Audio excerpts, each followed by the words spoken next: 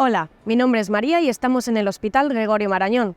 Ante un trasplante de progenitores hematopoyéticos o de órganos, es necesario recibir un tratamiento inmunosupresor que puede conllevar el riesgo de sufrir una infección.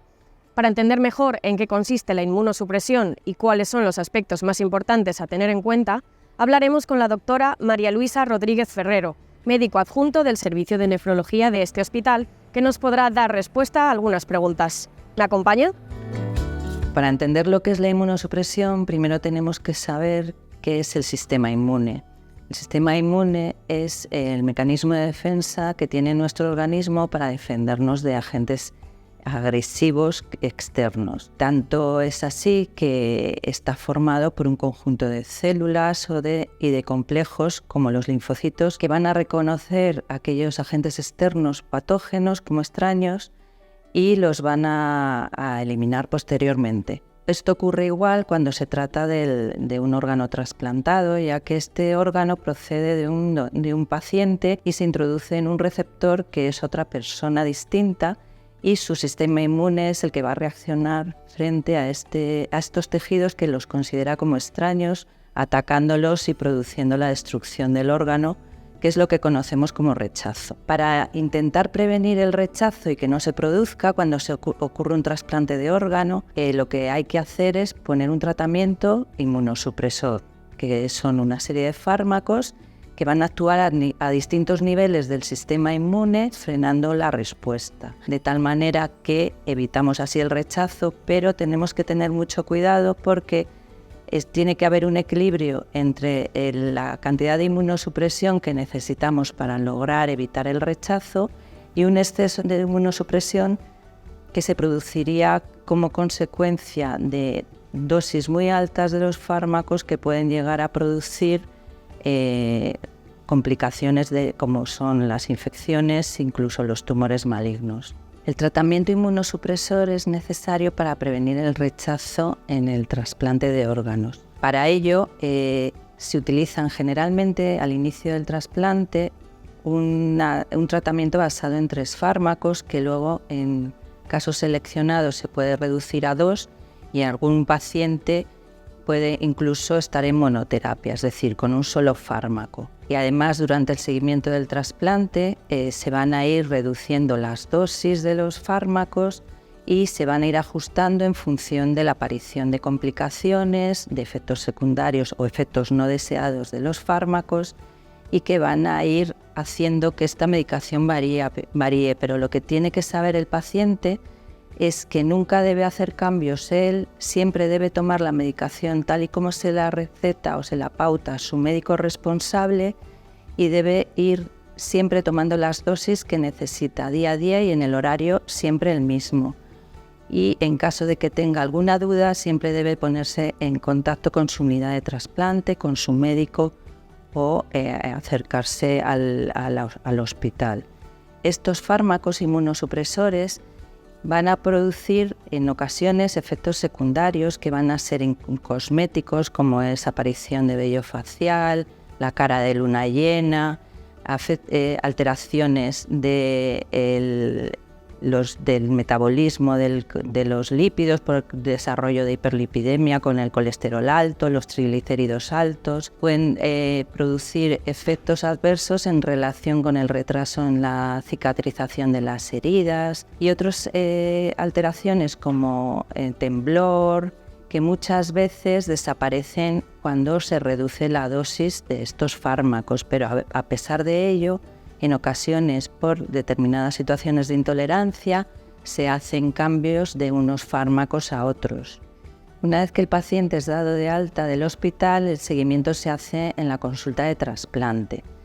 Y este seguimiento inicialmente es más frecuente y a medida que el paciente va estabilizándose y mejorando su situación clínica o normalizándose, las visitas se van espaciando en el tiempo, pero nunca se deja de hacer seguimiento en la unidad de trasplante. Las revisiones en la consulta consisten en determinaciones analíticas, niveles de los inmunosupresores que nos van a permitir ver si hay que modificar las dosis. Se hace además registro de las constantes vitales, es decir, de la tensión arterial, del peso, del ritmo de diuresis, etc. Y además se hace monitorización en cada revisión de si ha tenido síntomas relacionados con infecciones, como por ejemplo febrícula o fiebre, que consiste en tener temperatura mayor o igual a 38 grados centígrados y tener algún síntoma en relación con este tipo de infección, que puede ser a nivel gastrointestinal como diarrea, a nivel neurológico como dolor de cabeza intenso acompañado de la fiebre, o a otros niveles como las infecciones de orina. Los pacientes tienen que tener en cuenta la importancia que tienen los hábitos de vida para evitar las infecciones.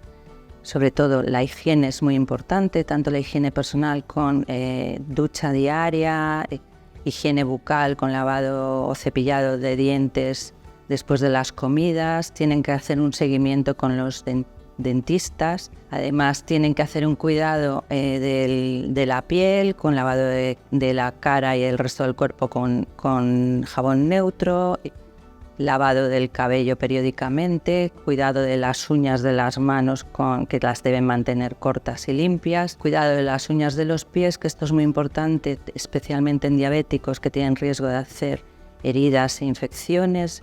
Es importante que eviten el contacto con personas con enfermedades infectocontagiosas y usar la mascarilla en situaciones de riesgo.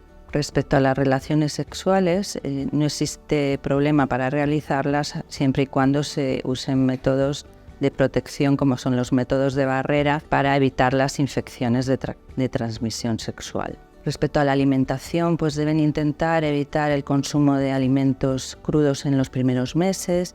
Deben lavar bien la fruta y la verdura y deben pelar la fruta antes de comerla, evitar el consumo de alimentos que no estén bien conservados para evitar complicaciones en este sentido. Respecto a la vivienda, tienen que tener la vivienda limpia, bien ventilada, evitando la aparición de humedades en paredes y techos que pueden condicionar la aparición de hongos o de bacterias que pueden afectar a la salud del paciente.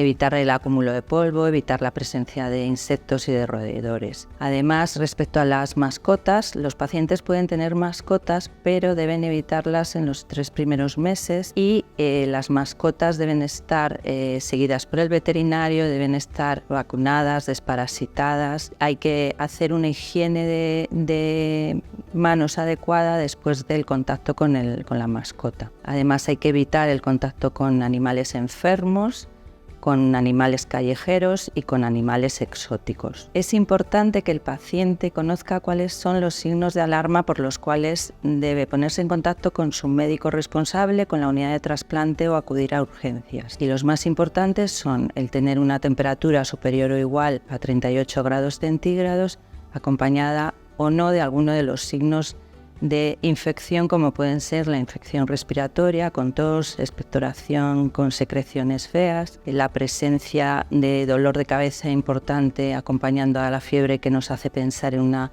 infección del sistema nervioso central, molestias al orinar que nos orientan hacia una infección de orina, etc. También son importantes cualquier síntoma que aparece nuevo en el paciente que su médico no lo conoce y que además puede condicionar un riesgo importante para su salud. Y es fundamental acudir o contactar con el médico responsable cuando existen intolerancia oral, náuseas, vómitos o diarrea o cualquier situación que impida tomar la medicación del trasplante. El objetivo es aumentar la supervivencia del paciente, del trasplante y mejorar la calidad de vida. Por eso es importante que el paciente, ante cualquier duda, se ponga en contacto con su médico o con su unidad de trasplante y, en caso de síntomas de gravedad, acuda a urgencias. Y esto ha sido todo. Si tiene alguna pregunta más, no duden en consultar con su médico habitual.